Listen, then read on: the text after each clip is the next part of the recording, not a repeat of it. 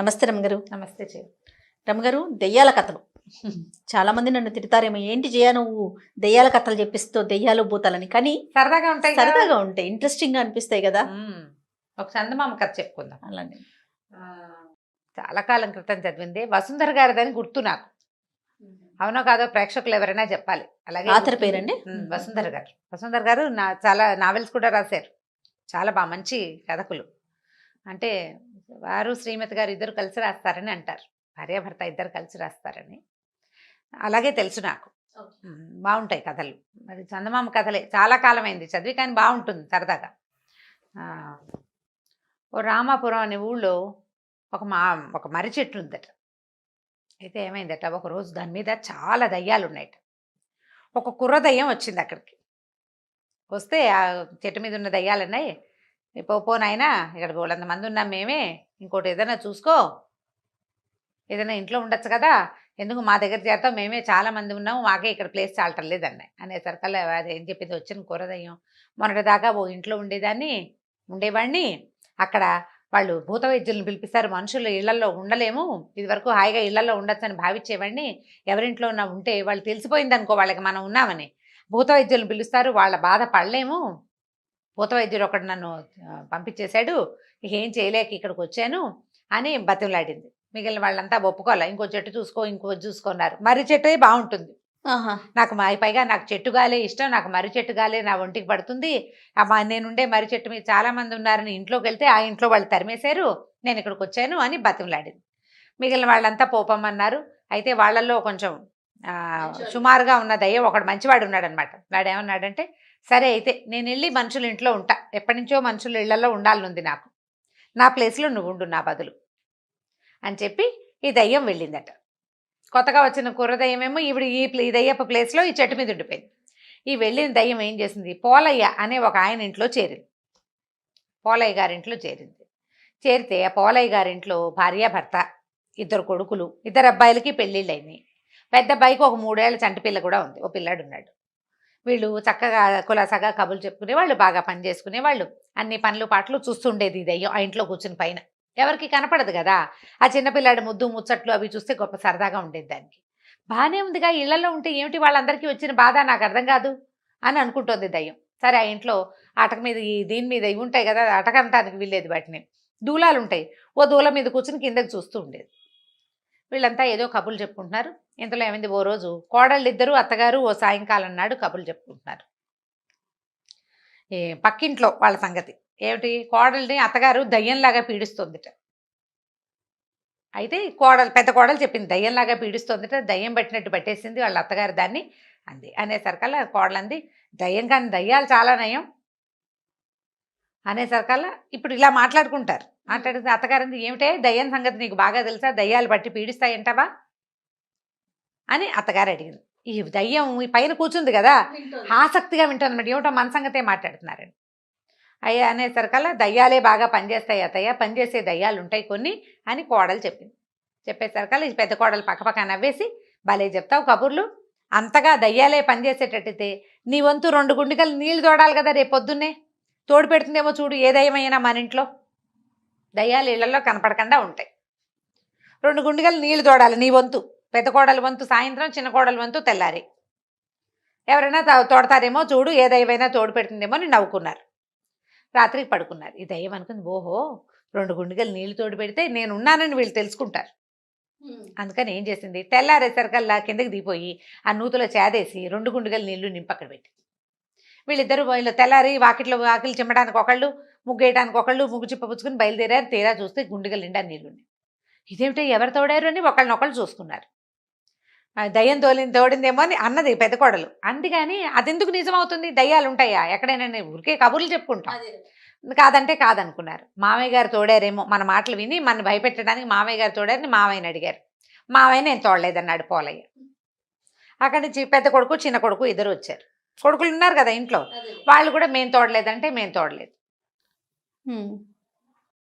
బాగానే ఉంది. సరే అయితే ఈయన ఏమన్నాడు పోలయ్య, అబ్బాయిలే ఇద్దరు ఎవరో ఒకళ్ళు భార్యకో లేకపోతే మరదలకో హెల్ప్ చేయడానికి వీళ్ళిద్దరిలో ఎవరో ఒకళ్ళు చేశారని భావించి ఈయనమన్నాడు, ఒరే ఈ గుండెగల నీళ్లు మనం తోడుకోలేముట్రా, అంతగా దయ్యం ఉంటే మన పైన బోల్డు పనులున్నాయి మన ఇంట్లో. ఇంట్లో చాలా పనులున్నాయి. అయితే పెద్ద కొడుకు అన్నాడు, ఈ నీళ్ళు తోడాలా నాన్న దయ్యం, మనం చేయలేని పనులు కొన్ని ఉన్నాయి, పెంకు నేయించాలి ఇంటికి. 3 ఏళ్ల నుంచి అనుకుంటున్నాం, పెంకు నేయించలేదు. పెంకు నేయటం అంటే ఈ పెంకుటిళ్ళు ఉంటాయి కదా, అవి తీసి కొత్తవి తీసి పెట్టాలా? మళ్ళీ పెడతారు. వాటిని చక్కగా సర్దుతారు. పగిలిపోయినవి ఏమైనా వానలకి వాటికి పగిలినాయి అనుకో అవి తీసేస్తారు. పాడైపోయినవి తీసేసి కొత్త పెంకులు కొద్దిగా తెచ్చి పెంకులు మళ్ళీ చక్కగా రీఅరేంజ్మెంట్ అన్నమాట. ఇల్లు నెయ్యటం అంటారు దాన్ని, పెంకులు నెయ్యటం, ఉమ్. పెంకులు సర్దటం అన్నమాట అది. మరి ఇల్లు నేయటం అని వాడతారు మా పెంకుటిళ్ళని. ఇల్లు నేసి ఎన్నాళ్ళలో అయింది, 4 ఏళ్ల నుంచి వాన పడినప్పుడల్లా ఇబ్బంది పడుతున్నాము. ఆ పెంకులు నేయకపోయింది, ఆ దయ్యం ఈ నీళ్లు తోటం ఎందుకు, ఈ పని మనం చేసుకోగలం కదా అని నవ్వుకున్నారు. సరే దయ్యం అనుకుంది, ఓహో ఈ పని చెయ్యాలి కాబోలు వీళ్ళకి అనుకుని ఏం చేసింది, ఆ పెంకులు వేసేసింది. తెల్లారేసరికల్లా ఆ. చూస్తోంది రెడీగా, వీళ్ళు నా పనిని గుర్తించారో లేదో. దయ్యాలు మంచివాళ్లే, మంచివే, అవి పనులు చేసి పెడతాయి. కోడళ్ళు అత్తగారులను పీడించినట్టుగా లేదా అత్తగారులు కోడళ్ళని పీడించినట్టుగా పీడించవు అని చెప్పాలని దాని ఉద్దేశం. తెల్లవారేసరికల్లా ఏమైంది, ఈ పోలయ్య గారు ఉన్నాడు కదా, ఆయన పొద్దున్నే లేచి ఏదో గుండె పట్టుకుని పడిపోయాడు. ఏదో వచ్చింది సమస్య. తీరా డాక్టర్ని పిలిచారు. గ్యాస్ ఎగదని గుండెల్లో మంట వస్తుంది కానీ కడుపులో ఒక వ్రణం ఏదో ఒక గడ్డ వచ్చింది ఆయనకి. సరే డాక్టర్ ఏమన్నాడా, వచ్చిన డాక్టరు శస్త్రచికిత్స చేయాలి, దీనికి కొంచెం నొప్పి ఎక్కువగా ఉంటుంది, మాత్రలు వాడుకోవాలి అని చెప్పాడు. చెప్పేసరికల్లా ఇంటిల్లిపాది ఈ రగడలో పడ్డారు. ఈ ఇల్లు నేయబడిన సంగతి వాళ్ళు చూసుకోలే. అదేలే. సరే ఏం చేశారు, గబగబా హాస్పిటల్కి తీసుకెళ్లారు. ఏదో అక్కడ పల్లెటూరు వైద్యశాలే పాతకాలపది, అక్కడికి తీసుకుపోయారు. వైద్యం ఏదో చేశారు. ఆయనకి కడుపులో నొప్పి వచ్చినప్పుడల్లా నిద్ర మాత్రం వేస్తే సరిపోతుంది, నిద్రలో ఉంటే కొంచెం నొప్పి తగ్గుతుంది, ఒక వారం 10 రోజులు ఇలా ఉంటుందని చెప్పాడు. సరే ఈయనకి బాధగా ఉన్నప్పుడల్లా ఓ మాత్ర వేసుకుని పడుకుంటున్నాడు. బాధగా లేనప్పుడు ఆయన పద్యం పానం చూడాలని అనారోగ్యస్తుడికి. వీళ్ళు ఇంకా ఈ ఇల్లు నేయబడింది అనే సంగతి చూసుకోవాలి. దయ్యానికి చాలా నిస్పృహ వచ్చేసింది, ఏమిటి ఇంత పని చేసాం, ఎవరు గుర్తించట్లేదు నన్ను.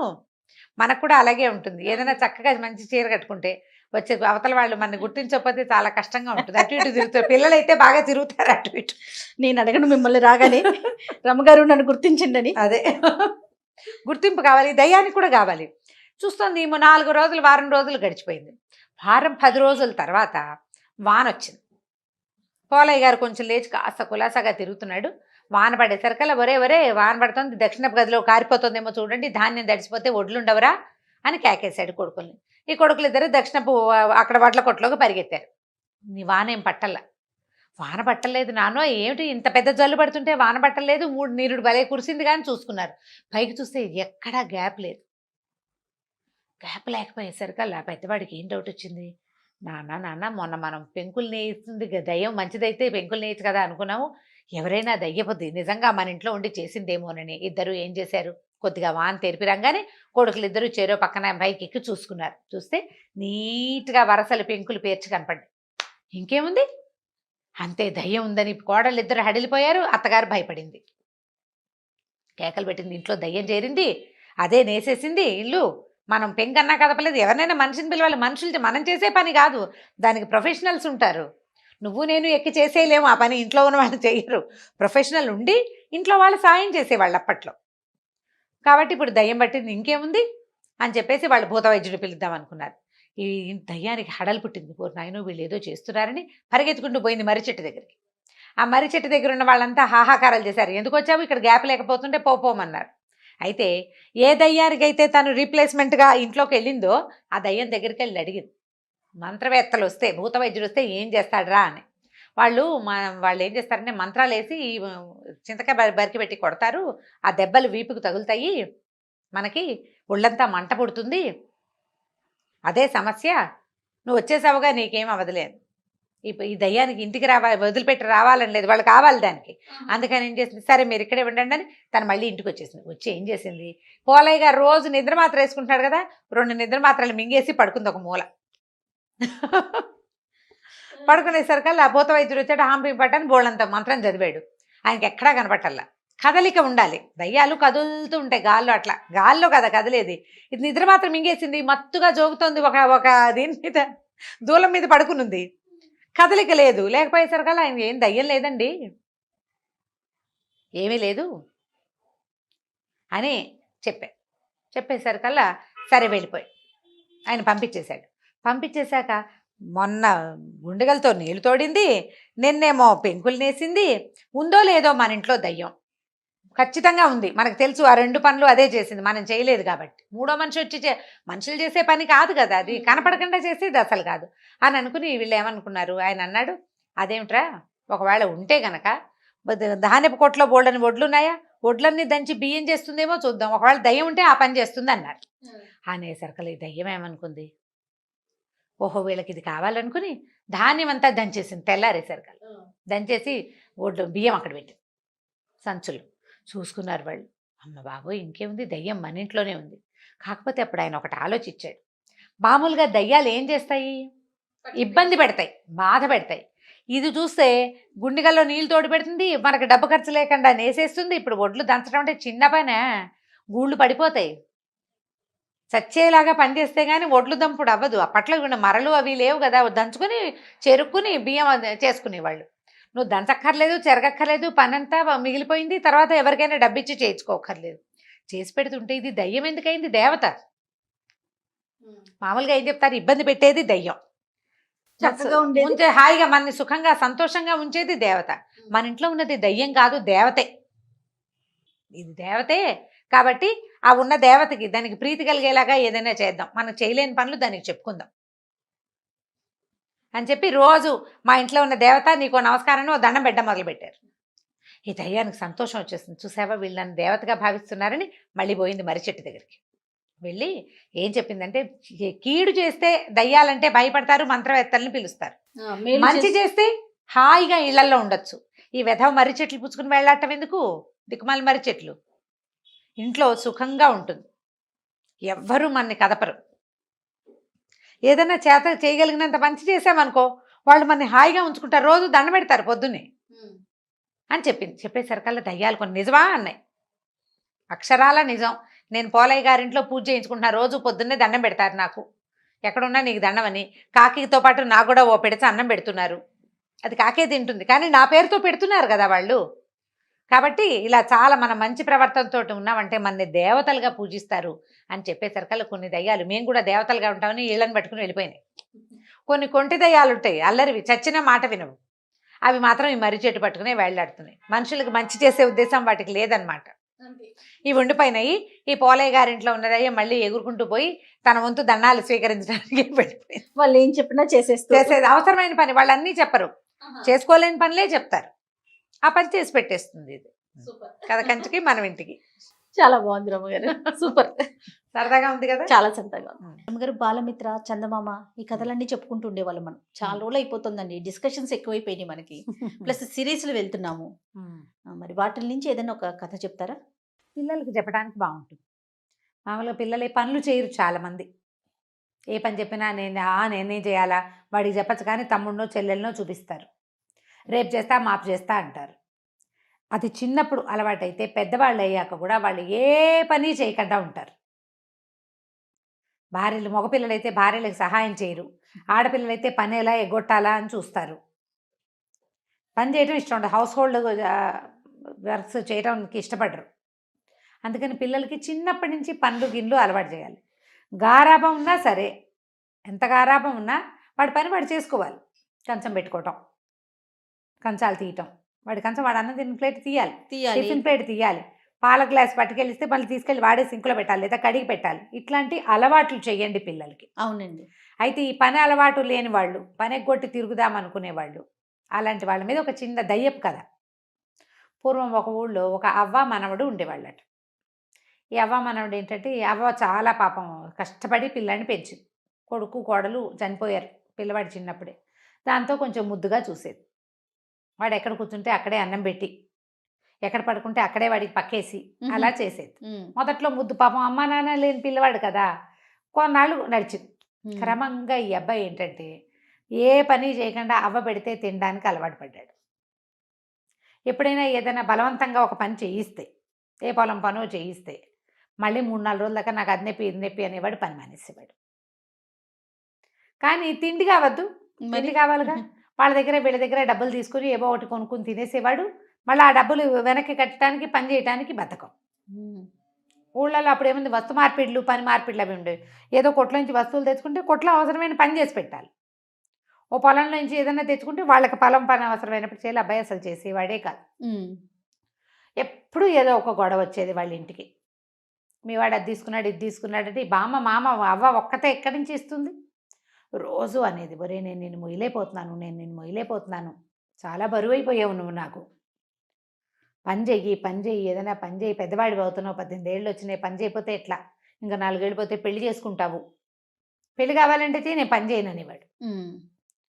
మరి పెళ్లి చేసుకుంటే భార్యను పోషించుకోవద్దు, మరి పిల్ల చెల్ల పుడితే వాళ్ళని చూడొద్దు. దాంతో ఇక అవ్వ విసిగిపోయేది.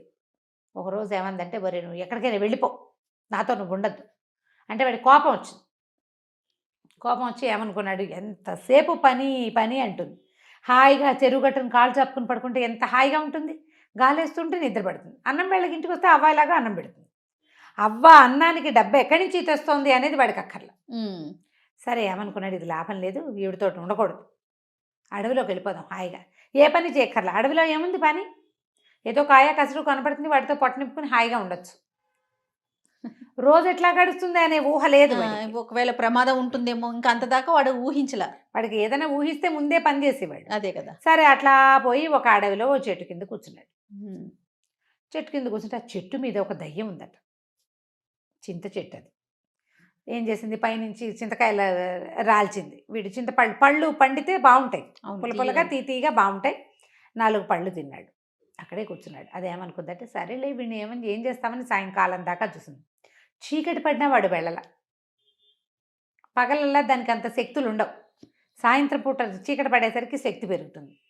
రాత్రికి వెళ్ళిపోతాడేమో అనుకుంది. ఎవ్వరూ చింత చెట్ల కింద పడుకోరు. అవును, మర్రి చెట్ల కింద చింత చెట్ల కింద పడుకోకూడదు అనుకుంటారు. వీడు పోవటల్లా కాళ్ళు చాపుకుని పడుకున్నాడు. అవతల ఏదో నీళ్లున్నాయి, పోయి మంచినీళ్ళు తాగొచ్చాడు. కాసేపు అటు ఇటు తిరిగాడు, ఏవో తిన్నాడనమాట, చెట్ల పళ్ళో కాయలో దుంపలో తిన్నాడు. వచ్చి మళ్ళీ చెట్టు కింద పడుకున్నాడు. పడుకునేసరికి దయ్యానికి ఆశ్చర్యం వేసింది. దిగొచ్చింది తెల్లవారుసామున. ఏరా అబ్బి నీకు భయం ఎట్లేదా, ఏంటి ఎందుకు వచ్చావు ఏమిటి అని అడిగితే, అబ్బో ఊళ్ళో ఉంటే పని చేయాలి, ఎంత పనో, ఎప్పుడు పని, ఎంత చేసినా తరగదు, మా అవ్వ ఒక పని వెనకాల ఒక పని వెనకాల ఒక పని చెప్తుంది, ఓ రోజు చేసి మానేయటానికి ఉండదు, పని చేయి అంటారు, నాకేమో ఖాళీగా కూర్చోవాలని ఉంటుంది. ఓకే, మా అవ్వ నేను పోషించలేనని తిడుతుంది, కోపం వచ్చేసానన్నాడు. ఈ దయ్యానికి అప్పుడప్పుడు వచ్చే మనుషులు ఆ రోడ్డు మీద, వాళ్ళు పట్టుకెళ్ళే సంచులు, వాళ్ళు ఎప్పుడైనా వదిలిపెడితే తనకి వాసన వచ్చేటువంటి తినుబండారాలు, అవన్నిటి మీద మంచి ఆసక్తి ఉంది. దయ్యం అందైతే ఓ పని చేద్దామా, నువ్వు నా బదులు చెట్టు మీద ఉండు, నేను నీ బదులు ఊళ్ళోకి వెళ్తా, నాకు కూడా చూడాలంది, నాకు ఖాళీగా ఉండాలని లేదు, ఎవరు వస్తారా కాలక్షేపానికని చూస్తూ ఉంటాను నేను ఎంతసేపు, నువ్వు కనపడ్డావు రాత్రి నుంచి సరదాగా బాగోదు, ఎవడో ఒకటి మనిషి తిరుగుతుంది వాడికి వేసి చూడడం, నాకు ఆ మనుషుల్ని చూడడం ఇష్టం, కావాలంటే పని చేస్తాను అనేసరికల్లా సుశీలుడు బాగానే ఉందనుకున్నాడు కుర్రాడు, బాగుంది ఈ పని చేద్దాం అనుకున్నాడు. సరే దయ్యానికి ఎలా నువ్వు నేను ఎలా అవుతావంటే, ఏముంది రేపు పొద్దున్నే నేను దయ్యం రూపంలో నుంచి బయటకు వచ్చేస్తాను, నీ బాడీలోకి వస్తా, నువ్వు నాలాగా మారిపోదు కానీ, నాకు తెలుసు ఆ విద్య, కాకపోతే ఏంటంటే నువ్వు వచ్చి అడిగితేనే ఇస్తా బాడీ, ఎవరు చెప్పినా నేను నా బాడీ నీకు ఇవ్వను, మనం మార్చుకోలేం, మనం ఒకళ్ళకొకళ్ళు ఒప్పుకోవని మార్చుకోవాలి. ఓకే, ఒకళ్ళు ఒప్పుకోపోయినా రెండో వాళ్ళకి అవకాశం లేదు. అంటే వీడేమనుకున్నాడు, ఏముంది మనకి చెట్టు మీద ఉండొచ్చు హాయిగా, తిండక్కర్లా గిండక్కర్లా, ఇప్పుడు తిండి ఎట్లా అన్న భయం వస్తుంది మనుషులైతే, నాకేం భయం, హాయిగా చెట్టు మీద పడి ఉంటామే కదా, పని పాటలకన్నా హాయిగా పడుకోవచ్చు కామీగా అనుకొని బాడీ మార్చుకోవడానికి ఒప్పుకున్నాడు కుర్రాడు దయ్యము ఇద్దరు కలిసి బాడీ ఎక్స్చేంజ్ చేసేసుకున్నారు. ఒకళ్ళు ఇటు అటు అటు ఇటు మారిపోయారు. దయ్యమేమో సుశీలు కుర్రాడుగా మారిపోయింది, ఆ సుశీలుడేమో దయ్యంగా మారిపోయాడు. పోయి చెట్టు ఎక్కి కూర్చో, అబ్బా ఎంత హాయిగా ఉంది, లైట్గా బట్టలు కూడా అక్కర్లేదు, ఏ చెట్టు మీద కావాలంటే ఆ చెట్టు మీద చేయమని వెళ్ళిపోవచ్చు, ఎక్కడ కావాలంటే అక్కడ పడుకోవచ్చు, పక్క వేసుకోవాలి కిక్కేసుకోవాలి, గోలు లేదు, అన్నం వండుకునే పని లేదు, తలకాయ దూకోవాలి, ఈ ఘోషలు లేవు, మురిగ్గా ఉన్నావు అనేది మా అమ్మ, స్నానం చేయలేదు, స్నానానికి కూడా బతకమే బడికి, హాయిగా ఉందని చింత చెట్టుకి తోక వెళ్ళాడేసుకుని కూర్చున్నాడు. ఓకే, ఈ కుర్రాడి వేషంలోకి వచ్చిన దయ్యము దానికి ఎంత ఎక్సైటింగ్గా ఉందో, నడుస్తుంటే మహా బాగుంది, అంతకుముందు గాలిలో తేలిపోకుంటూ ఉండేది, ఇప్పుడు చక్కగా స్థిరంగా నడుస్తుంది. వెళ్ళి చెరువు దగ్గర నిలబడి చూసుకుంది, అచ్చు ఇందాక వచ్చిన కుర్రాడి లాగానే ఉంది తను, చాలా సంతోషించి సరే వీళ్ళు ఎలాగా గుర్తులు అన్నీ తెలుసుకుంది, వీణ్ణే అడిగింది, అలా గుర్తుల ప్రకారం ఇంటికి వెళ్ళిపోయింది. అవ్వ ఊరు నాయన వచ్చావా, ఎక్కడికి పోయావురా రాత్రంతా, దాదా సర్ది తాగుదు కానీ అని ఇచ్చేసరికి అలా మాట్లాడకుండా పుచ్చుకుంది దయ్యం. అది ఎన్నేళ్ళయిందో చచ్చిపోయి, ఆ, దయ్యంగా ఉంది, ఫుడ్ లేదు. హాయిగా ఆ చద్ది అన్నం తిని ఉల్లిపాయలు పచ్చిమిరపకాయలు కొరుక్కుని తింటుంటే అమ్మ ఎంత ఆనందమో, ఎంతో బాగుంది. తర్వాత మా అమ్మ వాళ్ళ అవ్వ అడిగింది, ఏరా పక్కింటి కామంత్ గారికి పని ఉందిట్రా, నేను వెళ్తానంటే నేను కూడా వస్తానన్నాడు. ఆశ్చర్యపోయింది, ఏమిటి వీడు వస్తానంటున్నాడు అని. అంతకుముందు నువ్వు అనేవాడు. ఆ, ఆ, ఆవతో పాటు పొలం వెళ్ళాడు. పనిలోకి వెళ్ళాడు. చాలా పని చేశాడు, అన్ని పనులు అందరితో పాటు. సాయంత్రం ఇంటికి వచ్చాక ఎంత బాగా నిద్ర పట్టిందో. అది దయ్యంగా ఉన్నప్పుడు దానికి నిద్రే తెలియదు. హాయిగా పడుకుని నిద్రపోయాడు. వాళ్ళ అవ్వ కూడా సంతోషించింది. వాళ్ళ తోలంలో పని చేశాడా, ఇక రోజు పని చేయడానికి వెళ్ళటం మొదలుపెట్టాడు. ఉమ్, ప్రతిరోజు వెళ్తుంది ఆ దయ్యం పనిలోకి. చక్కగా పొద్దున్న తినేస్తుంది, సాయంత్రం తినేస్తుంది. హాయిగా పడుకుంటుంది. చక్కగా స్నానం చేయొచ్చు, చెరువులో ఎంతసేపు అయినా ఈత కొట్టచ్చు. అంతకుముందు కూడా ఈత కొట్టేది, దానికి ఇష్టం ఈత. కానీ దయ్యపు బాడీతో ఈత కొడితే ఒంటికి నీళ్ళు అంటావు కదా, ఆ సరదా తీరిపోతుంది ఇప్పుడు. చక్కగా యాక్టివ్గా తయారైపోయింది ఆ కుర్రాడు రూపంలో. అక్కడ ఉన్నాడుగా కుర్రాడు మనవాడు, చెట్టు మీద 3-4 రోజులు హాయిగా ఉన్నాడు. తర్వాత ఇంకా విసుగు పుట్ట మొదలెట్టింది. ఏమిటి ఏమీ పని లేకుండా ఎలా ఉంటాం? అంతకుముందు ఎంత చేయకపోయినా కొంత పని చేసేవాడు. ఈ గిన్నె తీసి అక్కడ పెట్టు, ఆ చెంబు తీసి ఇక్కడ పెట్టు, ఆ కట్టెలు పట్టుకురా, ఈ పొయ్యి వెలిగించు, పొయ్యి దగ్గర కూర్చో, ఏదో చెప్పేది ఏదో చెప్పేది. ఏదో అప్పుడప్పుడు స్నానం చేసేవాడు, ఎవరింటికైనా వెళ్ళేవాడు, ఎవరితోటైనా మాట్లాడేవాడు. ఈ బాడీతో ఏముంది, ఎవరితో మాట మంతి, వీడు కనపడగానే అందరు లేచక పారిపోతారు. అదే కదా. విసుకొచ్చేసింది. ఆ, ఒక 5-6 రోజులు 10 రోజులు గడిచేసరికల్లా ఎగురుకుంటూ పోయి తన ఇంటికి వెళ్ళాడు. అక్కడ పడుకుని ఉన్న ఈ కుర్రాడిని చూసి, కుర్రాడి రూపంలో పడుకున్న దయ్యాన్ని చూసి, మన ఇద్దరం బాడీ మార్చుకుందాము, నేను ఉండలేకపోతున్నాను అక్కడ అనేసరికల్లా ఈ దయ్యం అంది, నేను హాయిగా ఉన్నా, నాకు కూడా అనిపించాలి బాడీ మార్చుకోవాలి, నాకు ఇప్పుడు అనిపించట్లా, నాకు పని చేస్తేనే బాగుంది, పని చేస్తేనే జీవితం బాగుంటుంది, నేను చచ్చినా నా బాడీ నీకు ఇవ్వనంది. ఏం చేస్తాడు ఆ కుర్రాడు? అయ్యో, ఏడుపు మొహం పెట్టుకుని పోయాడు. మా అమ్మని చూస్తే బాధగా ఉంది బడికి. మా అమ్మ అవతో ఉండలేకపోతున్నాను, 10 రోజులు అయిపోయింది అవ్వని చూసి. అటు ఇటు తచ్చట్లాడి, పైగా ఈ దయ్యాలు అవి తిరుగుతుంటే కుక్కలు పిల్లులు తెగ మురుగుతాయి, కుక్కలు వెంట పడతాయి. ఏదో కుక్కను తోలేస్తున్నారు కానీ ఏం జరిగిందో ప్రజలకు తెలియటలా. సరే ఏం చేస్తాడు, ఎగురుకుంటూ పోయాడు వాడు. ఈ లోపల ఇలా 10-15 రోజులు గడిచాక ఏమైంది, ఓ కామంద్ గారు ఒక ఆయన వచ్చి ఎవరిని అడిగాడు, నీ మనవడు ఏడి అని.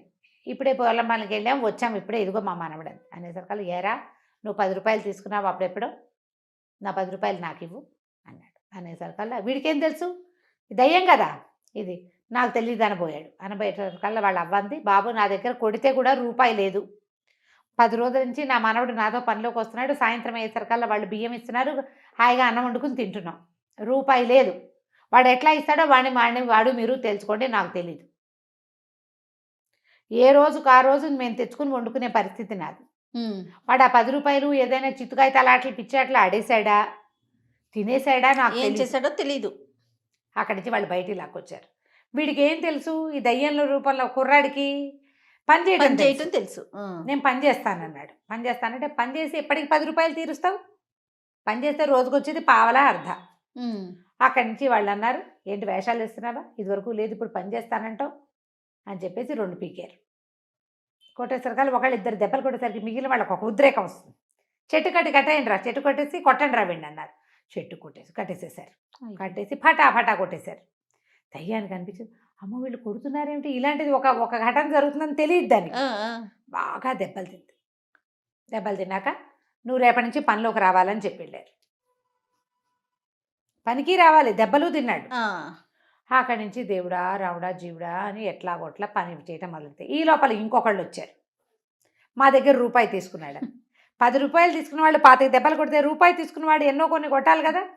అక్కడి నుంచి భయం వేసేసింది వీడికి, ఓ నాయనో ఈ దెబ్బలు ఎవడు తింటాడు, పరిగెత్తుకుంటూ పోయాడు ఆ సుశీల్ దగ్గరికి. కుర్రాడు అక్కడ ఉన్నాడు కదా చెట్టు మీద, బాబు నీ బాడీతో నేను పడలేనురా, ఈ దెబ్బలు ఎవడు తింటాడు, ఎవడి దగ్గర నువ్వేమేమి బాకీలు చేసావో వాళ్ళంతా కొట్టడానికి వస్తున్నారు, ఇప్పుడు ఏమిటి పని చేయించుకుంటారు, కసి తీరడానికి కొడతారు, నా వల్ల కాదు, నీ శరీరం నువ్వు తీసుకో, నా బాడీ నాకు ఇచ్చేసి అనగానే అప్పటికి 20 రోజుల నుంచి విసిగిపోయి ఉన్నాడు ఆ సుశీలుడు. ఎప్పుడెప్పుడు వెళ్ళి అవ దగ్గర పడిపోదామా అని ఉంది. ఖాళీగా ఉండటం మంచిది కాదు అని తెలిసిపోయింది. అన్నీ కనపడతాయి పదార్థాలు, దయ్యాలు ఏం తింటాయి, ఆహారం అవసరం లేదు కదా, కంటికి నచ్చిన ఏ పదార్థము తినడానికి ఉండదు, పాడు చేయగలదు దయ్యం, తిండి ఉండదు. వెంటనే బాడీ స్విచ్ అయిపోయాయి. దయ్యం పోనీలే ఎప్పుడో ఒకసారి సరదాగా చూసాం కదా, ఎప్పుడైనా వచ్చి నన్ను పలకరించు, బాయ్ బాయ్ అని చెప్పేసింది, చిటకేసింది. ఈ సుశీలుడు పరిగెత్తుకుంటూ వెళ్ళి అవని కావలించుకున్నాడు. అవ్వా అని ఆవిడ ఆశ్చర్యపోయింది, రోజు ఇక్కడ ఉండేవాడు ఎందుకు కావలించుకుంటున్నాడో తెలియదు. ఇవాళ నుంచి నేను శ్రద్ధగా పనిచేస్తా, బాకీలు తీర్చేస్తాను అని చెప్పి ఆ రోజు నుంచి ఏదో పనికి వెళ్ళటం కాకుండా శ్రద్ధగా కొన్ని పనులు నేర్చుకుని మెల్లిగా డబ్బులు సంపాదించుకొని తనకు చేసిన పాత బాకీలన్నీ తీర్చేసి తీర్చేసాడు. ఆ తర్వాత నిదానంగా జీవితంలో కుదురుకున్నాడు. పని చేసిన వాడిదే జీవితం. అంతే. పని అనేది ఇతరులకి సహాయమే కాదు, నీకు కూడా. ఖాళీగా ఉండటం, ఏమీ చేయకుండా ఎంతసేపు ఇట్లా ఇట్లా ఇట్లా నొక్కుంటూ కాలక్షేపాలు చేయటం, ఇది బ్యాడ్ ప్రాక్టీసు. మగపిల్లల్ని పని చేయించకూడదు, పెళ్ళాలు వచ్చి పని చేస్తారు లాంటి దిక్కుమాల ఉద్దేశాల్లో ఉండకండి. పనులు అలవాటు చేయండి పిల్లలకి, వాళ్ళ పని వాళ్ళు చేసుకోవటం కనీసం. రైట్. ఇతరులకు సహాయం చేయటం రెండో పాయింట్. ఇవి నేర్పించాలి. సోమరిపోతులు కాకుండా ఉంటారు. ఈ కథని ఇంకా సరదాగా ఇంకా వాళ్ళకి నచ్చేలాగా చెప్పుకోవచ్చు మీరు. రైట్. రమగారు దెయ్యం కథ ఒకటి చెప్తారా? దయ్యాల కథ చెప్తాం. చెప్పండి. ఏంటి 4, 5, 10, 15 ఉన్నాయా? చెప్తాను చూడు. పూర్వం అట అప్పట్లో నౌకా వ్యాపారాలు అవి ఉండేవి కదా, మన వాళ్ళు ఎక్కడికో పోయి ఎక్కడో బిజినెస్ చేసుకుని వచ్చేవాళ్ళు. అట్లా నౌకలు వ్యాపారాలు చేసే కాలంలో రత్నశెట్టి అని ఒక శెట్టి గారు ఉండేవాడు. ఆయన అబ్బో, ఆయన తిరగని ఎక్కని పడవ లేదు, తిరగని దేశం లేదు, చూడని ద్వీపం లేదు, అసలు ఆయనకి ఆ వ్యాపారంలో తెలియందే లేదు. భలే గొప్పవాడు ఆయన. ప్రతి వాళ్ళు ఆయనతో కలిసి ప్రయాణం చేయాలని ఉబలాట పడేవాళ్ళు. ఆయనతో వెళ్తే ట్రిప్ చాలా బాగుంటుంది, ఎన్నో కొత్త విషయాలు తెలుసుకోవచ్చు, కొత్త కొత్త ఊళ్ళు చూడొచ్చు, అద్భుతమైన బిజినెస్లు చేయొచ్చు, బాగా సంపాదించవచ్చు, బోల్డ్ ఉండేవి. ఆయనకి షష్టి పూర్తయింది. ఓకే. అందరూ ఏమన్నారు, షష్టి పూర్తయింది, ఇంక మానేయాలి, నువ్వు పెద్దవాడి అయిపోయావంటే ఆయన ఏమనుకున్నంటే, వన్ లాస్ట్ జర్నీ, ఒకటే చివరిది, ఇది చేసి ఇంక ముందు చెయ్యను అని చెప్పి ప్రచారం చేశాడు. ఆయనతో బోల్డంతమంది తయారయ్యారు. వారా వీరా జనం, కళాశీలు వాళ్ళు వీళ్ళు ఉంటారు, ఈ పడవలు నడిపేవాళ్ళు. బయలుదేరి పడవ ఎక్కారు, వెళ్తున్నారు.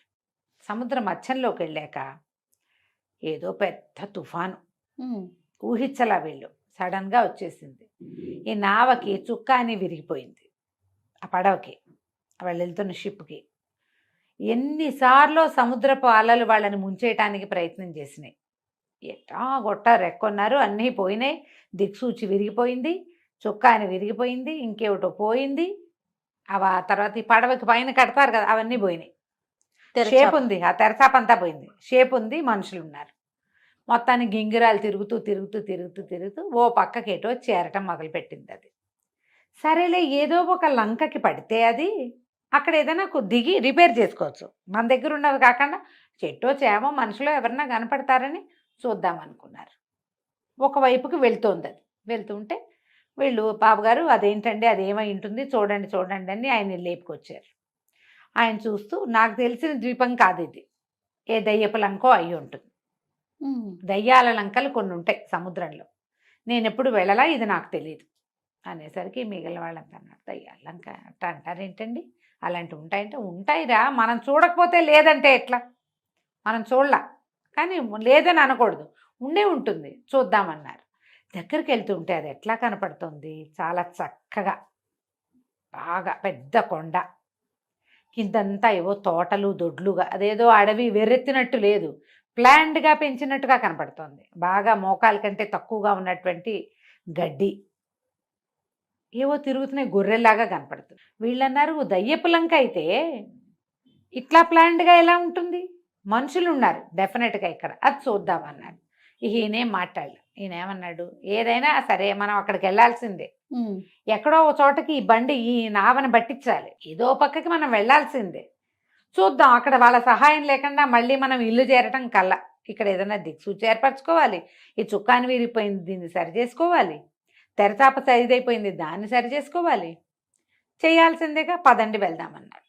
అనేసరికల్లా సరే పడవ దానికి పట్టేసింది. దగ్గరికి వెళ్ళాక వీళ్ళకి తెలిసింది, భవనాలు ఉన్నాయి, తోటలు ఉన్నాయి, పెద్ద గడ్డి మైదానాలు, గొర్రెలు తిరుగుతున్నాయి, కాబట్టి డెఫినెట్గా మనుషులు ఉంటారు భావించారు. సరే ఏం చేశారు, ఈయన రత్నశెట్టి ఇంకా కొంతమంది కళాశీలు దిగారు. కొంతమంది అన్నారు, మీరు వెళ్ళి చూసిరండి, ఈ లోపల మేము చేయగలిగిన రిపేర్ ఇక్కడ ఏదో చేస్తాం అనేసరికి ఈ గుంపు బయలుదేరారు. ఒక ముసలాయన గడ్డి కోసుకుంటున్నాడు. వీళ్ళు పోయి, బాబు ఊళ్ళో ఏమైనా పని దొరుకుతుందా, మనుషులు దొరుకుతారా అంటే ఆయన ఏం వినిపించుకోవాలి, ఎంత అడిగినా సమాధానం చెప్పలా. వీళ్ళకి అర్థం కాలేదు. ఇంకా ముందుకెళ్ళారు. ఎవరో కుర్రాడేవో ఇట్లా సామాన్లు మోసుకొస్తున్నాడు. వీళ్ళు ఏం పలకరించినా వాడు మాట్లాడలా. వీళ్ళ భాష కాదా ఏమిటో వీళ్ళకి అర్థం కాలేదు. ఇంకా ముందుకెళ్తే ఒక 4, 5 పిల్లలు ఎగురుకుంటూ వీళ్ళని దాటుకుంటూ వెళ్ళారు. వీళ్ళు ఎవరైనా మన ఎదురుగుండా ఇప్పుడు మనుషులు వస్తున్నారనుకో, వాళ్ళని చూసి ఆగటమో, అడగటమో, మాట్లాడటమో, కనీసం తప్పుకోవటమో చేస్తాం. ఏమీ చేయలే. వీళ్ళ మీద నుంచి వెళ్ళిపోయారు వాళ్ళు అనిపించింది వీళ్ళకి. ఓకే. ముందుకెళ్తే గొర్రెలున్నాయి, గొడ్లున్నాయి, పెద్ద పెద్ద ఇళ్ళు, బోళ్ళన్ని పంటలు, తోటలు, పెద్ద కోటగోడలు. కానీ ఒక్కడు వీళ్ళకేసి చూడ్డు, మాట్లాడ్డు. వీళ్ళకి అర్థం కావటల్లా ఏమిటి ఏమిటి ఏమిటి అని. ముందుకెళ్ళేసరికి ఆయనకు అనిపించింది, ఒరే ఇది దయ్యాలంకే, వీళ్ళెవ్వరూ మనుషులు కాదు, వాళ్ళకి మనం కనపట్టలేదు. సరే చూద్దామని ఆ కోట దాకా వెళ్ళారు. వెళ్తే బయట సైనికులు ఉన్నారు, కాపలాలు. క్రమంగా వీళ్ళకి ఏమర్థమైంది, వాళ్ళల్లో ఎవ్వరూ తమని చూడటం లేదు. దారిలో చెట్లు కాయలు కనపడుతున్నాయి, కోసుకుని తిన్నారు, ఎవరేమంటలే. సరే లోపలికి వెళ్ళారు. ముందుకెళ్తే పెద్ద కోట, సైనికులు కాపలా ఉన్నారు. కోట దాటి గేట్ దాటి లోపలికి వెళ్ళారు. లోపలికి వెళ్తే ఏమిటో డ్యాన్సులు జరుగుతున్నాయి, సంగీతాలు జరుగుతున్నాయి. ఓ రాజుగారు పెద్ద సభా సమూహంగా కనపడుతుంది. ఆ సభలోకి వెళ్ళారు.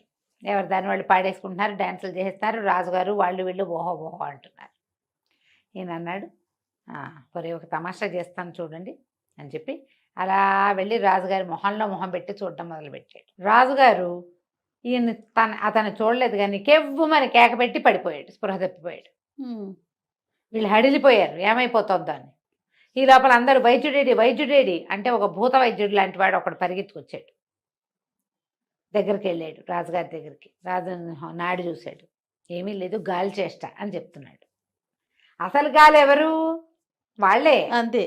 వాళ్ళందరూ ఆత్మలే, అవన్నీ దయ్యాలే కానీ మనుషులు కాదు వాళ్ళు. అప్పుడు ఏమన్నారు, ఎవరో మనిషి వచ్చాడు లోపలికి. ఆ మనిషి స్పర్శకి రాజుగారికి ఈ పని వచ్చింది. ఇలా వచ్చేసింది, స్పృహ తప్పిపోయాడు. ఏదో స్మెల్లింగ్ సాల్ట్ లాంటిది వాసన చూపించారు, లేవదీశారు. ఇప్పుడు ఆ మనిషికి ఏం చెయ్యాలి? అందరూ అటు ఇటు చూస్తున్నారు, ఎవరికి వీళ్ళు కనపట్ల, వీళ్ళు మాత్రం అన్నీ చూస్తున్నారు. అప్పుడు ఏమన్నాడు భూత వైద్యుడు, అలా కాదు, ఆహార పదార్థాలు వండండి బాగా అంటే అన్నీ వండారు.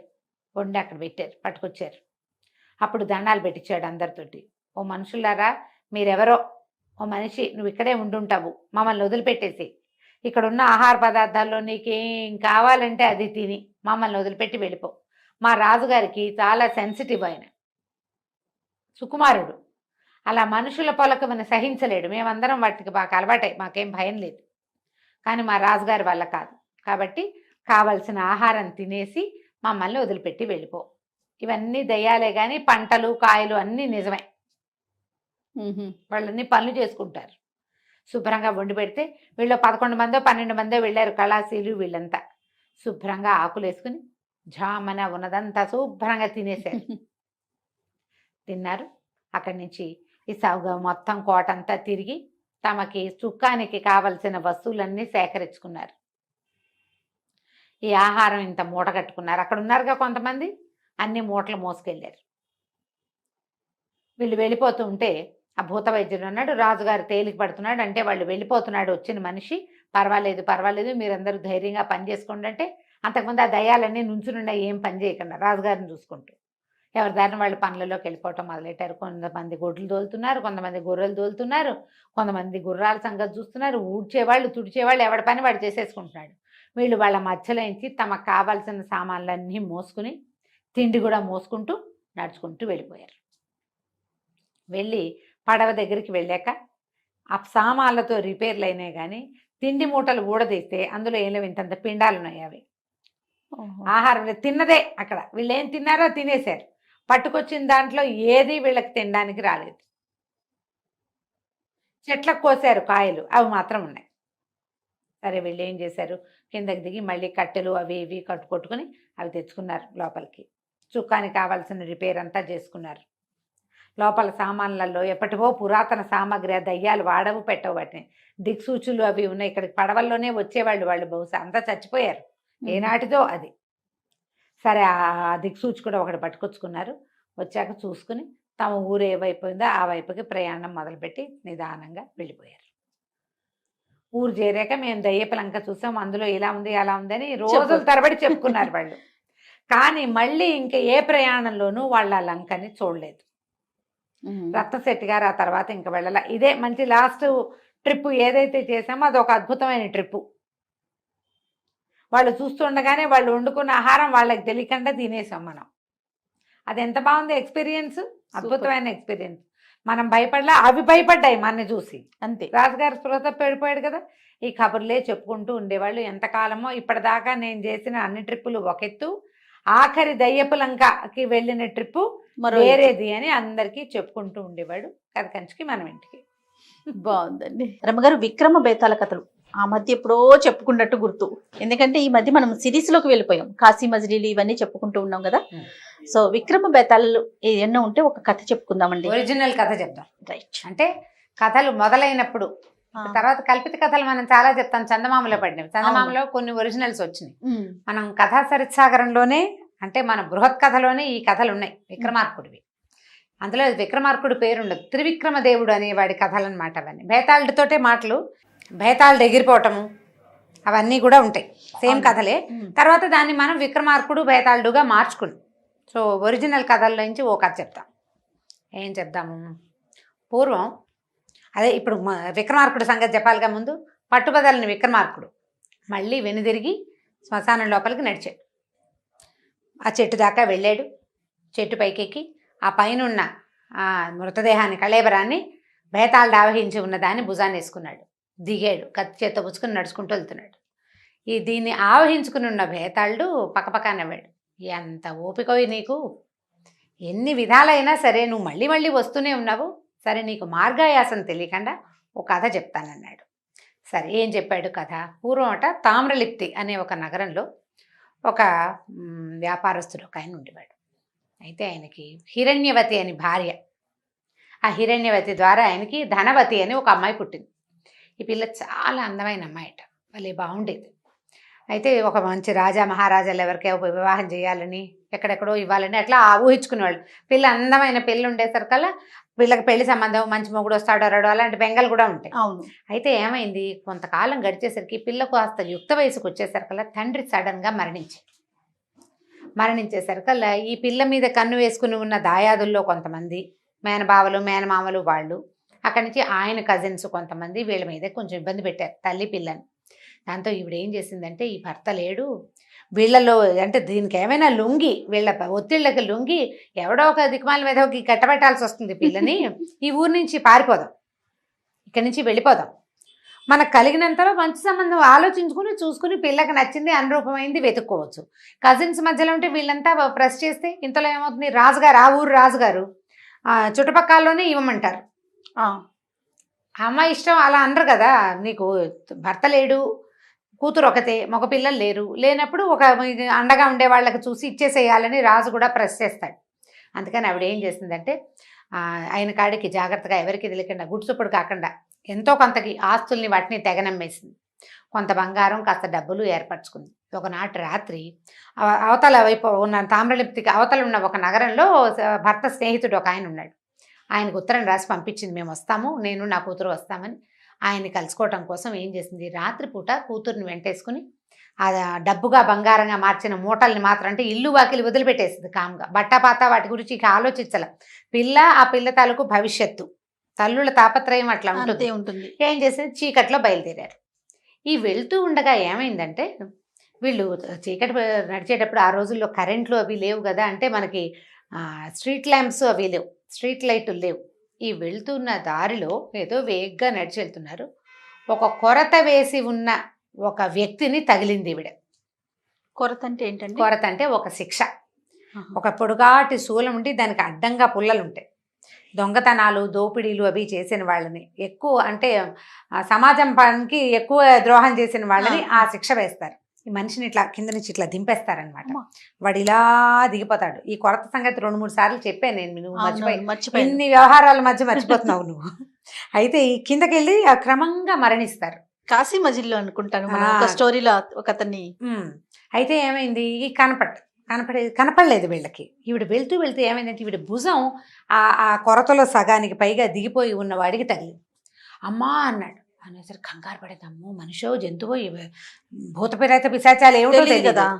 ఎవరినైనా అని కంగారు పడింది. కంగారు పడితే అతను అన్నాడు, అమ్మ నేను దొంగని, కొరత వేయబడ్డాను అని చెప్పాడు. నీ చెయ్యి తగిలేసరికల్లా బాధ వచ్చి అరిచాను అన్నాడు. అనేసరికల్లా వీళ్ళకి అప్పుడు అర్థమైంది తాము శ్మశానంలో ఉన్నాము అని.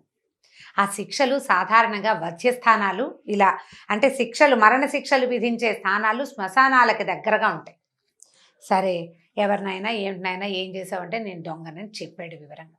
చెప్పి ఏమన్నాడు, అమ్మ నువ్వెవరు ఏమిటంటే ఈవిడ ఇంకేం చేస్తుంది, ఎవరికి చెప్పుకునేందుకు దిక్కులేదు. ఆ ఊళ్ళో ఎవరికి చెప్పినా నేను పారిపోతున్నాను పిల్లతో సహా అంటే ఎవరో ఒకళ్ళు ఉప్పందించేస్తారు.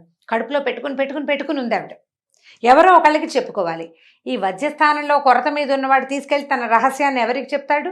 అందుకని ఈ హిరణ్యవతి ఏం చేసింది, నాయన నేను ఫలానా ఊళ్ళో ఫలానా ఆయన భార్యని, నాకు ఒక పిల్ల ఉంది, ఇగో యుక్త వయసులో ఉన్న పిల్ల అని చెప్పి పిల్లని చూపించింది. చూపించడం చీకట్లో మొత్తానికి వేగ్గా ఒక పిల్లని. తర్వాత ఏమో పిల్లకి పెళ్లి చేద్దామంటే రకరకాల ఇబ్బందులు వచ్చినాయి, ఆస్తులు అమ్ముకొని పారిపోతున్నాను నాయన, తెలియక నేను తగిలాను, నన్ను క్షమించమంటే అతను ఏమన్నాడు, అమ్మ నీ కూతురికి పెళ్లి కాలేదన్నావు కదా, ఈ పిల్లని నాకు ఇచ్చి కన్యాదానం చేస్తావా అన్నాడు. అనేసరికి ఆవిడ నవ్వింది. చచ్చిపోతున్నావు నువ్వు, నీకేం కన్యాదానం అయ్యా అంటే, అది కాదమ్మా నాకు సంతానం లేదు, ఇప్పుడు నేను చచ్చిపోతా, ఎవరు లేరు నాకెవరు నీళ్ళు వదులుతారు, చచ్చి నేను నరకానికో స్వర్గానికో వెళ్తే నాకు ఇన్ని నువ్వులు నీళ్లు వదిలే దిక్కు లేకుండా పోతాను కదా, నువ్వు ఒక్క పని చెయ్యి, ఈ పిల్లని నాకు కన్యాదానం చెయ్యి, నీ పిల్లని నాకు ఇవ్వు, ఈ అమ్మాయి నువ్వు దీనికి నిలువెత్తు బంగారం ఇస్తాను నేను నీకు, హాయిగా బతుకు పిల్లతోటి, నేను అనుజ్ఞిస్తా, ఈ పిల్ల భర్తని నేనవుతాను కదా ధర్మం ప్రకారం, నేను అనుజ్ఞించి నా భార్యకి మళ్ళీ పెళ్లి చేస్తే కనుక పెళ్లి చేసుకుంటే ఈమెకి ఎవరి వల్ల సంతానం కలిగినా ఆ సంతానం నాదవుతుంది. క్షేత్రజులు అంటారు వాళ్ళని. కుంతీదేవి సంతానం పాండురాజు కొడుకులైనట్టుగా, పాండురాజు వల్ల కలగలేదు కదా, ఆ రకంగా నా భార్యకి కలిగిన సంతానం వల్ల వాడు గుప్పెడు నువ్వులు చారెడు నీళ్లు వదిలినా అది నాకు దక్కుతుంది, నా భార్య సంతానం నా సంతానమే అవుతుంది కదా, నాకు ఉత్తమ గతులు వస్తాయమ్మా బాబాని బతిమలాడాడు. ఈవిడ ఆలోచించుకుంది, ఈ రాత్రి వేళ మాట చెప్పుకునేందుకు దిక్కులేక చచ్చేందుకు సిద్ధంగా ఉన్నవాడికి ఈ మాట చెప్పాను, అంతే కదా, అవును కదా, కడుపులో కష్టం వీడికి చెప్పుకున్నాను, వాడి కడుపులో కష్టం నేను విన్నా, వాడు నీకు డబ్బిస్తానంటున్నాడు, ఏముంది రాత్రి వేళ నువ్వు పెళ్లి చేసావో ఇంకోటి చేసావో ఎవడికి తెలుసు అని చెప్పి ఏం చేసింది ఈవిడ, సరే నాయన అని చెప్పి ఆ పిల్లని అతనికి ఇచ్చి కన్యాదానం చేస్తున్నట్టుగా చేసి అతని చేతులకి ధారపోసేసింది. అప్పటికప్పుడు ధారపోస్తే సరే అతను ఏం చేశాడు, అవతలగా వెళ్ళండి, మీరు బయటికి వెళ్తే ఒక మర్రి చెట్టు కనపడుతుంది, ఆ చెట్టు కింద తవ్వండి, ఎక్కువ తవ్వక్కర్లేదు, ఒక ఐమూలగా గుర్తు చెప్తాడు, తవ్వితే బంగారం కనపడుతుందమ్మా, బంగారం పట్టుకుని వెళ్ళిపోండి మీరు, ఎలాగైనా నేను తెల్లారేసరికి చచ్చిపోతా, నా శవానికి దహనం చేయించి అస్థికలు ఏ గంగలో ఉన్నా కలుపు, నాకు గతులు మంచి వస్తాయి, ఈ అమ్మాయికి సంతానం కలిగితే వాళ్ళ వల్ల వాడు ఒక చారెడు నీళ్ళు వదిలితే నాకు ఉత్తమ గతులు వచ్చేస్తాయని చెప్పాడు. సరే ఏమైంది, ఇప్పుడు ఏం చేసి కాసిన నీళ్ళు తెచ్చి ఇతను కన్యాదానం చేసిందా, కాసిన మంచినీళ్ళు పోసింది, చావడానికి సిద్ధంగా ఉన్నవాడితో కూతురుతోటి నీళ్లు పోయించింది, తులసి తీర్థంలాగా భార్యతోటి అనమాట, తన భార్య కదా ధర్మం ప్రకారం అదే జరిగింది, కన్యాదానం అయిపోయింది కదా. అక్కడి నుంచి వీళ్ళిద్దరు ఏం చేశారు, ఆ మర్రి చెట్టు దగ్గరికి వెళ్ళి తవ్వుకున్నారు, తవ్వితే బంగారం దొరికింది. ఆ అమ్మ కూతురు చచ్చి చెడి ఎలాగోలా మోసుకుని ఆ వసుదత్తుడని ఈవిడ భర్త తాలూకు స్నేహితుడు ఉన్నాడుగా అతన్ని కలుసుకున్నారు. ఇట్లా ఎవరో దారైపోయేవాడి బంగారం వీళ్ళు తెచ్చుకున్నారని అతను అనుకోలే, వీళ్ళదే బంగారం అనుకున్నాడు, చెప్పలేదు వాళ్ళు ఆ రహస్యం అతనికి. సరే తెల్లారింది, ఒక 2 రోజులు ఆ వసుదత్తుడి ఆయన దగ్గర ఉండి ఏం చేసిందంటే, మా చుట్టాల వాడే ఫలానా వాడు కొరత మీద ఉన్నాడు, వాడు చనిపోయాడు, పాపం వాడికి దహనం చేయిస్తానని మా ఆయన ఎప్పుడో మాట ఇచ్చాడని ఒక చిన్న అబద్ధం చెప్పి అతనికి యుక్తిగా శవదహనం చేయించేసి ఆ అస్థి సంచయనం చేయించి తీసుకొచ్చింది, శాస్త్రోక్తంగా చేసేసింది. అక్కడి నుంచి కూతురుతోటి అక్కడ ఉన్న నదిలో భార్యతోటే కల్పించేసింది. అవి అతనితో రుణం తీరిపోయింది, అతను వీళ్ళకి డబ్బిచ్చాడు, వీళ్ళు అతను పని చేసేసారు. తర్వాత ఏమైంది, ఈయన సహాయంతో ఇంకా కొంచెం అవతల ఎగువకున్న ఇంకో నగరంలో చేరిపోయి అక్కడ పెద్ద మేడ పాతదేదో అమ్మకానికి ఉంటే ఆ మేడ కొనేసుకున్నారు. తల్లి పిల్ల స్థిమితంగా 4 పని వాళ్ళని పెట్టుకుని ఉండటం మొదలుపెట్టారు.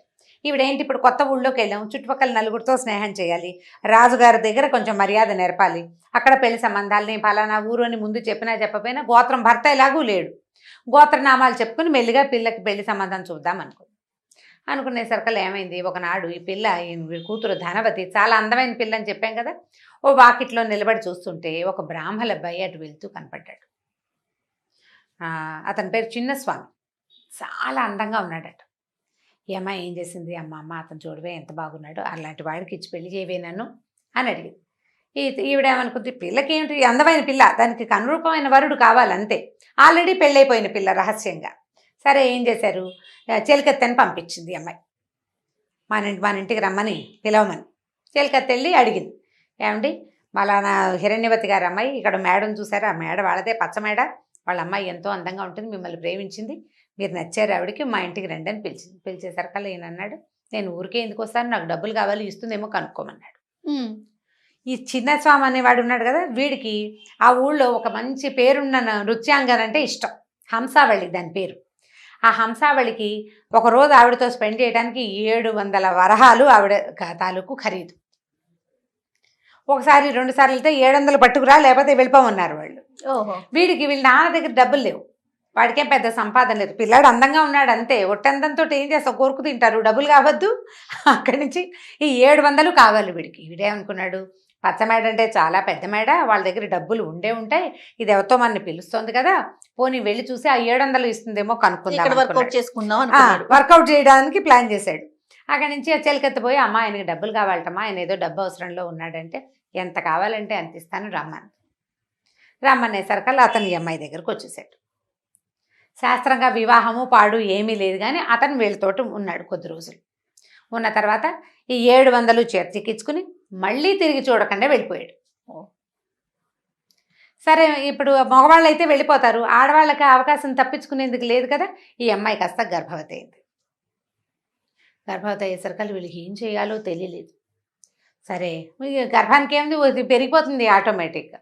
అమ్మాయి రోజు శివాలయానికి వెళ్ళి ఏడిచేది, వాడెవడికో రాత్రిపూట నన్ను కన్యాదానం చేయటం ఏమిటి, వీడెవడినో ప్రేమిస్తే వీడు నా కొంప ముంచి వెళ్ళిపోవటం ఏమిటి, ఈ గర్భము నేనేం చేయను అని శివుడికి రోజు ప్రార్థించేది. పురిటినాటి రాత్రి ఆ పిల్లాడు పుట్టంగానే ఆ రోజు రాత్రి పరమశివుడు కల్లో కనపడ్డాడట. కనపడి ఏం చెప్పాడు ఈ అమ్మాయికి, అమ్మ పిల్లాడిని పుట్టినవాడిని, నువ్వు నా భక్తురాలివి, నేను నీకు ఒక ఉపాయం చెప్తాను, మంచంతో సహా తీసుకెళ్ళి రాజుగారి వాకిట్లో వదిలిపెట్టరా, పిల్లవాడి తల కింద 1000 బంగారు నాణ్యాలు ఉన్న సంచి పెట్టు అని చెప్పాడు. ఈ అమ్మాయి ఏం చేసింది, తెల్లవారకండానే రాత్రి చీకటి పడుతుండగా డెలివరీ అయింది, తెల్లవారకండానే పిల్లాడిని ఎత్తుకుని వాడికి చిన్న మంచంతో ఆ 1000 బంగారు నాణ్యాలు సంచులు పోసి, డబ్బు ఉంది పిల్ల దగ్గర, ఆ డబ్బు ఎక్కడిది, దొంగ ఇచ్చింది. ఆ డబ్బుతో ఈ పిల్లాడిని ఎత్తుకెళ్ళి రాజుగారి వాకిట్లో వదిలిపెట్టి వచ్చేసారు. తల్లి పిల్ల ఇద్దరు కలిసి నిశ్శబ్దంగా ఇంటికి వచ్చేసారు. వీళ్ళ దారిన వీళ్ళు ఉండటం మొదలుపెట్టారు. అక్కడ చేరాడు కదా వాకిట్లో, రాజుగారి వాకిట్లోకి చేరాడు. ఈ రాజుగారి వాకిట్లో చేరేసరికి రాజుకి తెల్లవారుజామున కల వచ్చింది. ఆయనకి సంతానం లేదు. ఆ రాజుగారి పేరు సూర్యప్రభువు. ఆయనకి పిల్లలు లేరు. తెల్లవారుజామున, ఓ రాజాలే, నీకోసం ఒక పిల్లవాడు సిద్ధంగా ఉన్నాడు, బంగారంతో దొరుకుతాడు బిడ్డ, వాడిని పెంచుకోను, వాడిని ఈ రాజ్యానికి రాజుని చెయ్యి అని ఒక మాట వినపడింది. ఏదో కల్లో వేగ్గా వినిపించింది. అవునో కాదో చూద్దామని ఈయన లేచి బయటకు వచ్చేసరికల్లా కోటగా గుమ్మం వాకిట్లో మంచము, పసిబిడ్డ మంచము, దాని వాడి ఎత్తి కింద 1000 నాణ్యాలు కనిపించింది. 1000 నాణ్యాలు అంటే అది చిన్న సొమ్ము కాదు. ఆ పిల్లల్ని అలాంటి 10 మంది పిల్లల్ని ఈజీగా పెంచేసేయచ్చు. అక్కడి నుంచి ఇంత సంపదతోటి దొరికేసరికల్లా పిల్లాడికి చంద్రప్రభువు అని పేరు పెట్టి రాజుగారు పెంచుకున్నాడు. వీళ్ళకి తెలిసింది మన రాజుగారు పెంచుకుంటున్నాడు, ఇంకా ఏం పర్వాలేదు అని. వీళ్ళ దారిన వీళ్ళు ఇప్పుడు ఎలాగో తమ పిల్లాడే, ఏదో ఒకటి జరగాల్సింది జరుగుతుంది అనుకున్నారు. తల్లి పిల్ల వాళ్ళ దారిన వాళ్ళు ఉన్నారు, పెద్దవాళ్ళు అయిపోయారు, వాళ్ళ కథ అయిపోయింది. రాజుగారి దగ్గర చేరాడు కదా, పిల్లాడు చక్కగా పెద్దవాడయ్యాడు, పిల్లాడు చక్కగా అందంగా, తల్లి అందమైంది, తండ్రి ఇంకా అందమైన వాడు, పిల్లాడు కూడా అందంగా చక్కగా చందమామల్లే ఉండేవాడు. రాజుగారు అన్ని రకాల విద్యలు నేర్పించారు, పెంచుకున్నారు కదా. ఈ పెంపకం హడావిడి, పిల్లాడు కాస్త పెద్దవాడయ్యాడు. కొంచెం బాగా పెద్ద అయ్యేసరికి ఆయన ఏం చేశాడు, తన రాజ్యాన్ని ఉత్తరాధికారి అయిన ఈ పిల్లాడికి అప్పచెప్పి ఆయన కాశీలో నివసించడానికి వెళ్ళిపోయాడు రాజు. కొంతకాలం అయ్యాక రాజుగారు ఆ ఊళ్ళో మరణించాడు. మరణిస్తే ఖబర్ వచ్చింది, రాజుగారు మరణించారంటే. అయ్యో, దహనక్రియలు చేయడానికి మేము ఇంత దూరంగా ఉన్నాము, సరే దహనక్రియలు అయిపోతాయి, ఎవరో చేసేస్తారు దగ్గరున్న వాళ్ళు, కానీ పిండ ప్రదానం చేయాలి కొడుకు. అందుకని నేను నాన్నకి వదలటం కోసం నేను వెళ్తానంటే ప్రజలు వీళ్ళు మంత్రులు అంతా వద్దు నువ్వు ఎందుకు అంత దూరం వెళ్ళటమని అన్నారు, కానీ అతను ఒప్పుకోరు. నేను దొరికిన బిడ్డని పెంచి రాజ్యాన్ని ఇస్తే ఆయనకి నీళ్ళైనా వదలద్దా నేను కనీసం, ఆయన ఎంత వానప్రస్థానికి వెళ్ళిపోతే మాత్రం నేను చేయాల్సిందేనని ఇతను కొంతమంది సైన్యం కాస్త సహాయకులతోటి బ్రాహ్మణులతోటి కలిసి రాజుగారు అక్కడికి వెళ్ళాడు. వెళ్ళేసరికల్లా సరే గయలో శ్రాద్ధం చేయాలనుకున్నారు. ఆయన కాశీలో మరణించాడు కదా, గయా శ్రాద్ధం విశేషం కదా. ఈ మిగిలిన ఉదరక్రియలు విధానాలన్నీ అయిన తర్వాత రాజుగారు ఆ పిండాన్ని జలంలో వదిలిపెడతారనమాట. పిండం చేయటం అంటే ఏమిటి, ఆ పిండం అంటే ఇదేదో బ్యాడ్ వర్డ్గా ఉంటుంది, ఏమి లేదు, పప్పు ఉండ ఒకంత ముద్ద. ఈ ముద్దని నీటిలో వదలబోయాడు. వదలపోతే 3 చేతులు వచ్చినాయిట పైకి, ఇలాగా 3 చేతులు వచ్చినాయి. 3 చేతులు చూసరికల్ నిర్ఘాంతపోయాడు. ఏ చేతిలో ఈ పిండాన్ని పెట్టాలో తెలియదు రాజుకి. ఆ బ్రాహ్మణులంతా చుట్టుపక్కల చేరిన వాళ్ళంతా చూశారు. 3 చేతులు చూస్తే మొదటి చేతికి ఇనప మేకు గుచ్చుంది. అంటే వీడు దొంగ. ఆ దొంగతనం చేసిన వాళ్ళకి వేసే శిక్ష ఏంటి, ఈ చేతుల్లో మేకులు కొడతారు. అది నల్లటి చెయ్యి తాడుగట్టుంది, అంటే మొదటివాడు దొంగ. రెండో వాడి చేతికి పవిత్రం ఉంది, అంటే దర్భతో చేసినటువంటి ఉంగరం. రెండోది బ్రాహ్మడి చెయ్యి. మూడోది కంకణాలు ఉంగరము రాజముద్రికతో ఉన్న చెయ్యి రాజుగారి చెయ్యి. 3 చేతులు వచ్చింది. వీళ్ళ ముగ్గురులో నా తండ్రి ఎవరు అనేది రాజుగారు డిసైడ్ చేసుకోలేక నిర్ఘాంతపోయాడు. ఇప్పుడు భేతాళుడు అడిగాడు ఎవరికి ఇవ్వాలి, విక్రమార్కుడిని. ఇప్పుడు ఈ ముగ్గురులో ఈ రాజుకి తండ్రి ఎవరు, అతను ఎవరికి ఈ పిండాన్ని పెట్టాలి అనేసరికి రాజు చాలా బాగా తెలివిగా చెప్పాడు. అసలు అందులో గుంజాటనే లేదు. మొట్టమొదట కన్యని వివాహం చేసుకున్నాడు కదా, కన్యాదానం తీసుకున్నవాడే ఈ పిల్లాడికి తండ్రి. అదేలాగా అన్నాడు భేతాళుడు. ఎలాగా అంటే కన్యని పెళ్లి చేసుకున్నాడు. భార్యకి నువ్వు ఇంకొకటి ద్వారా సంతానాన్ని పొందు, ఆ సంతానం నాదవుతుందని అనుజ్ఞ ఇచ్చినవాడు నిజమైన తండ్రి. ఇప్పుడు చిన్నస్వామి ఉన్నాడు, అతని వల్లే ఈ కుర్రాడు కలిగాడు. కానీ అతను ఏం చేశాడు, డబ్బుల కోసం వచ్చాడు ఇక్కడికి, అంతే. అంటే తనని తను అమ్ముకున్నాడు, కాబట్టి వాడికి హక్కు లేదు. కన్న తండ్రి అయినప్పటికీ, ఫిజికల్గా వాడే తండ్రి అయినప్పటికీ అతనికి అవకాశం లేదు. ఇప్పుడు రాజుగారు ఇతని రాజ్యానికి రాజుని చేశాడు, కానీ ఈ పిల్లాన్ని దేంతో పెంచాడు, 1000 బంగారు నాణ్యాలతోటి పెంచాడు. ఆ డబ్బు ఎవరిది, మొదట అతనిది. ఇప్పుడు పిల్లవాడి తల్లి, పిల్లవాడి పెంపకానికి సరిపడా డబ్బు, వీడు కలగడానికి ఆజ్ఞ, ఈ 3 ఇచ్చినటువంటి దొంగే రాజుగారి పిండానికి అర్హుడు. మిగిలిన వాళ్ళిద్దరికీ అర్హత లేదు, వాళ్ళిద్దరూ అతని తండ్రులు కాదు. ఇతనే తండ్రి, కన్నవాడు పెంచినవాడు కాకుండా ఆజ్ఞ ఇచ్చిన వాడే తండ్రి అవుతాడని చెప్పాడు రాజు. భేతాళుడు మెచ్చుకున్నాడు. అబ్బా శభాష్, చాలా బాగా చెప్పావు, కానీ నువ్వు మౌనభంగం చేసావు, మాట్లాడేవు కదా, కాబట్టి నేను వెళ్ళిపోతున్నా అని చెప్పేసి ఒక్క ఉదుటున ఈ దేహంతో సహా భేతాళుడు ఎగిరి మళ్ళీ మరిచెట్టు ఎక్కేశాడు. కథ మళ్ళీ మొదలైంది. విక్రమార్కుడు మళ్ళీ వెనుదిరిగి 4 అడుగులు శ్మశానం లోపలికి వేశాడు. కథ కంచికి మనం ఇంటికి. చాలా బాగుంది. ఇవి ఒరిజినల్ సిరీస్ ఒరిజినల్. ఎన్ని ఉంటాయండి ఒరిజినల్? అవి 24 ఏమో అని అనుకుంటున్నా. ఓకే, నేను చెప్తాను. చివరి కథ చెప్పి ఏం చేద్దాం, ఒక 5-6 ఒరిజినల్స్ నుంచి ఒక 5-6 కథలు చెప్దాము కనీసం. అంటే కొన్ని ఇంతకుముందు మనం చెప్పుకున్నామండి. ఒక 5-6 ఈజీగా చెప్పుకోవచ్చు మనం. అది చెప్పాక చివరి కథ చెప్పి ఇంకా విక్రమార్కుడు చెప్పను అని చెప్తా. రైట్. థ్యాంక్ యూ రమ్మ గారు. ఇంకో స్టోరీతో కలుద్దాం. బాయ్.